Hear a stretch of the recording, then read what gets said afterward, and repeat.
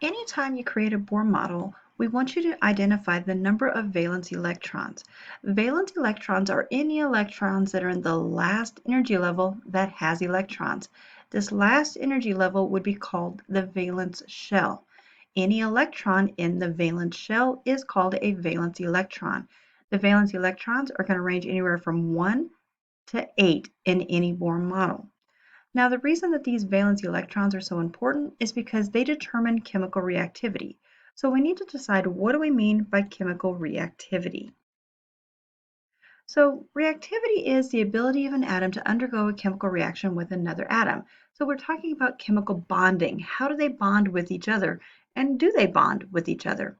So we always have to remember, every atom's goal is to try to complete its valence shell. To have a complete valence shell, it would have a total of 8 valence electrons. Now, there are some atoms that are close to filling that shell, and there are some atoms that are really far away from filling that shell.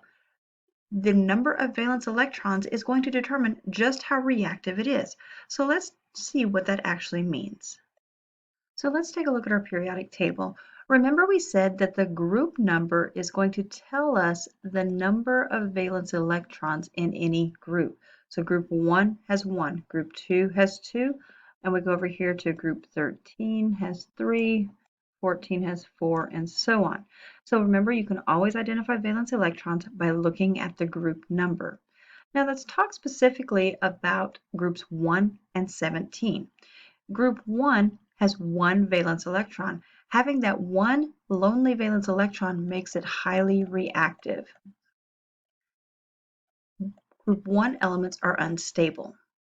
Now, group 17 elements have 7 valence electrons, so they're really close to filling that outer shell if they're trying to get to 8. But because they are so close, they are highly reactive. They're very unstable because they really want that one valence electron. Now you get to group 18. If we look at group 18 already has 8 valence electrons. Well, that's the goal, is to get 8 valence electrons.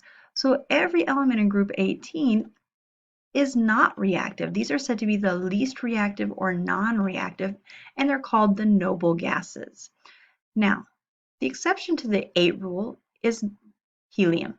Helium only has 2 valence electrons, but if you recall our 288 rule, helium would only have 1 energy level, and the first energy level can only hold 2 electrons, so therefore it is still considered to have a full valence shell.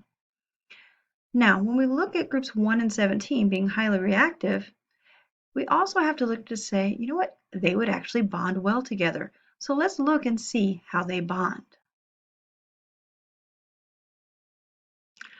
So let's take a look at the two Bohr models of sodium and chlorine. So if we look, sodium is in group 1 and it has 1 valence electron. Chlorine is in group 17 and it has 7 valence electrons. So remember, groups 1 and 17 are considered to be highly reactive. So let's see exactly why they're highly reactive. Sodium has 1 lonely valence electron in its third energy level. It would be really happy to get rid of that electron. Chlorine, on the other hand, needs 1 more electron to fill its third energy level.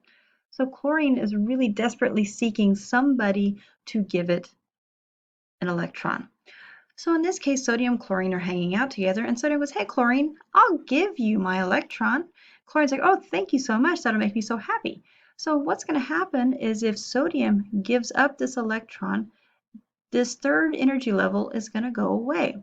So if the third energy level goes away, now sodium is full at the second energy level and becomes very stable. Chlorine, on the other hand, as soon as it gains an electron, fills this energy level and now has a third energy level completely full with 8 valence electrons. So where these two bond at that valence electron is called its chemical reactivity. Sodium and chlorine, both highly reactive on their own, when they bond, become sodium chloride, which is now a table salt, what you would eat on your French fries. So this is what we're leading up to. So as we talk about chemical reactivity, we're really talking about chemical bonding through chemical reactions.